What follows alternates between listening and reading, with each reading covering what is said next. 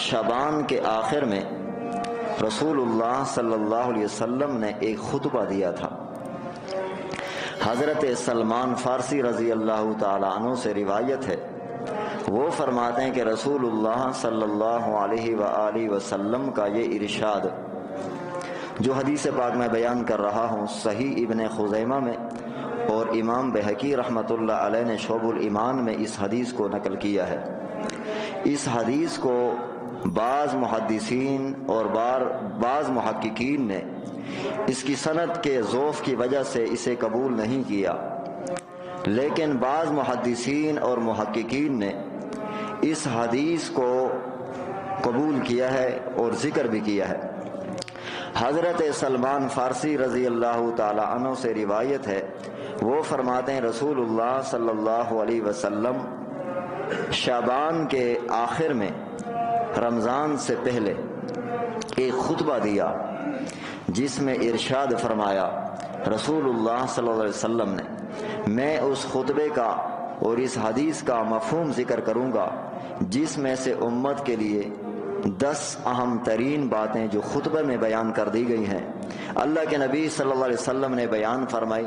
میں سارا خطبہ بیان نہیں کروں گا، آج کے جمعے کی مناسبت سے صرف 10 باتیں جو رسول اللہ صلی اللہ علیہ وسلم نے رمضان سے پہلے اور شعبان کے آخر میں خطبہ دیا تھا ان میں سے بطور مفہوم کے، بطور خلاصے کے 10 باتیں عرض کروں گا۔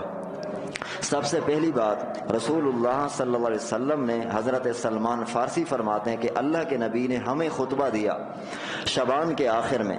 کیا فرمایا؟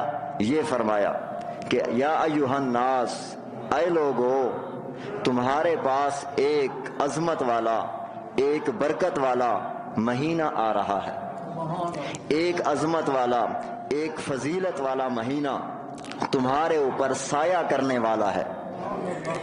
پہلے نمبر پر اس میں ایک رات ایسی ہے جو 1000 مہینوں سے بہتر ہے، وہ لیلۃ القدر کی رات۔ نمبر 2، وہ جب مہینہ آئے رمضان کا، اس کے دن کا روزہ تم پر فرض ہے۔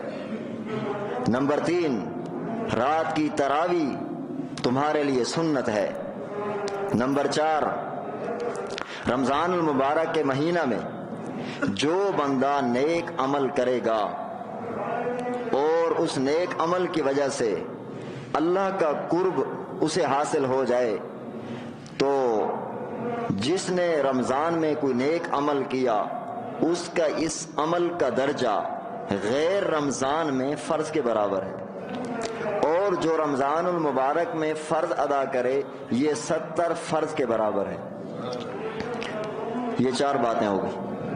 5ویں بات، اللہ کے نبی نے فرمایا، حضرت سلمان فارسی رضی اللہ تعالیٰ عنہ فرماتے ہیں کہ رمضان المبارک کا مہینہ یہ صبر کا مہینہ ہے۔ صبر کا کیا مطلب ہے؟ کھانے پینے کو چھوڑنے کا کسی کا دل نہیں کرتا، 11 مہینے تو ہم کھاتے ہی ہیں، پیتے ہی ہیں، تو صبر کس لیے؟ کہ یہ اپنی خواہشات سے رکے گا، اپنی نفسانی خواہشات، اپنی طبیعت کے ذوق کو چھوڑ کر اللہ کے حکم کو پورا کر کے یہ دن کو روزہ رکھے گا، رات کو تراویح پڑھے گا، تو اس نے صبر کیا ہے۔ تو اللہ کے نبی نے فرمایا اس صبر کا اجر یہ ہوگا کہ اللہ آپ کو جنت عطا فرما دیں گے۔ یہ 5 باتیں ذکر کی۔ 6ٹھی بات، اللہ کے نبی نے فرمایا، حضرت سلمان فارسی فرماتے، رمضان سے پہلے شعبان کے آخری خطبہ رسول اللہ کا، 6ٹھی بات کہ یہ رمضان المبارک کا مہینہ مسلمانوں کے آپس میں مہربانی کا اور ہمدردی کا، مدد کرنے کا مہینہ ہے، کہ مسلمان آپس میں مہربانی کرے، مسلمان آپس میں مدد کرے، یہ مسلمانوں کے لیے ایسا مہینہ ہے۔ 7ویں بات، اللہ کے نبی نے فرمایا رمضان المبارک کے مہینے میں مومن کا رزق بڑھا دیا جاتا ہے، مومن کے رزق میں اضافہ ہو جاتا ہے۔ 8ویں بات، آپ صلی اللہ علیہ وسلم نے ارشاد فرمایا صحابہ کرام سے، اب یہ جب خطبہ دے رہے تھے اللہ کے نبی کے سامنے صحابہ کی جماعت تھی، کتنی بات تھی؟ 8ویں بات، اللہ کے نبی نے فرمایا اگر تم میں سے کوئی کسی روزے دار کو روزہ افطار کرا دے تو میں نبی اعلان کرتا ہوں اس کو 3 انعام ملیں گے۔ جس نے کسی کو روزہ کھلوا دیا، پہلے نمبر پر اللہ اس روزے کھلوانے کی برکت سے اس شخص کے گناہ معاف فرما دیں گے۔ دوسرے نمبر پر اس کا روزہ کسی کو کھلوانا جہنم سے آزادی کا سبب ہے۔ نمبر 3، جتنا اس نے روزے دار کو روزہ کھلوایا اتنا ثواب اسے بھی ملے گا۔ اب صحابہ کرام نے سوال کیا، 8ویں بات کر رہا ہوں، 10 باتیں ذکر کروں گا۔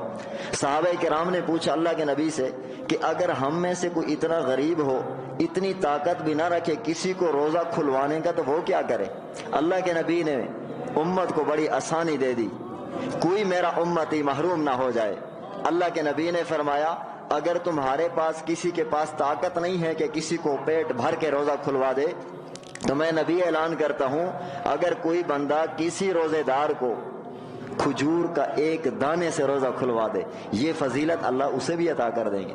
اگر تمہارے پاس کھجور کے ایک دانے کی طاقت نہیں کہ کسی کو روزہ کھلوا دو، تو پھر پانی کے ایک گھونٹ سے روزہ کھلوا دو، اللہ تب بھی تمہیں فضیلت عطا کر دے گا۔ آگے اللہ کے نبی نے فرمایا، حضرت سلمان فارسی فرماتے اگر تمہارے پاس کھجور کے دانے کی طاقت نہیں، پانی کے ایک گھونٹ بھی نہیں دے سکتے ہو، تو پھر دودھ کی لسی پلا دو، اللہ پھر بھی تمہیں یہ فضیلت عطا فرما دیں گے۔ تو فضیلت کیا ملے گی روزہ کھلوانے پر؟ یہ اس کے گناہوں کی مغفرت کا سبب۔ نمبر 2، جہنم سے آزادی کا سبب۔ نمبر 3، جتنا اجر روزے رکھنے والے کو ملا اتنا کھلوانے والے کو اللہ عطا فرما دیں گے۔ 8 باتیں ہوں گی۔ 9ویں بات، یہ خطبے سے میں نے خاص باتیں نکال دی، خطبہ طویل ہے، تو آج کے اس مناسبت سے میں نے 10 باتیں، بقیہ جو خطبے کی باتیں وہ اگلی مناسبت سے بات کریں گے۔ 9ویں بات، اللہ کے نبی نے فرمایا رمضان المبارک کے پہلا حصہ یہ رحمت والا ہے۔ اب حالانکہ اس حدیث میں یہ بات ہے کہ رمضان کا پہلا حصہ رحمت ہے، مسلم شریف میں حدیث پاک موجود ہے، اللہ کے نبی فرماتے ہیں فتحت ابواب الرحمہ، یہ سارا مہینہ ہی رحمت ہے، مسلمان کے لیے رمضان کا سارا مہینہ رحمت ہے۔ لیکن اس حدیث پاک میں اللہ کے نبی نے فرمایا رمضان کا پہلا حصہ یہ رحمت ہے، درمیانی حصہ مغفرت ہے، آخری حصہ جہنم سے آزادی کا سبب ہے۔ 10ویں بات جو آپ کو اور میرے لیے اور بالخصوص ان لوگوں کے لیے جن کے محتاج جو لوگ کام کرتے ہیں، چاہے گھر کے اندر، چاہے دکانوں پر، چاہے تجارت پر، چاہے فیکٹری پر، چاہے کسی دفتر میں، جہاں بھی جس کے محتاج لوگ ہیں، یہ ان کے لیے رسول اللہ کا پیغام ہے۔ اللہ کے نبی نے فرمایا 10ویں بات، جن لوگوں کے محتاج کوئی نوکر ہو، اب اس کے محتاج نوکر اس وقت غلام ہوا کرتے تھے، آج کے دور میں غلام ہے، محتاج آپ کا کوئی مزدور ہے، تو دفتر میں آپ کے محتاج کوئی شخص ہے، تو جو بھی جس کے محتاج جو لوگ ہیں، اگر یہ ان کے ساتھ رمضان المبارک میں تخفیف کر دے، کام کے اندر، محنت کے اندر، اس کی مشقت میں یہ اس کے اندر نرمی پیدا کر دے، اللہ کے نبی نے اعلان فرمایا اللہ اس شخص کی بخشش فرما دیں گے اور اس شخص کو جہنم سے بھی آزاد کر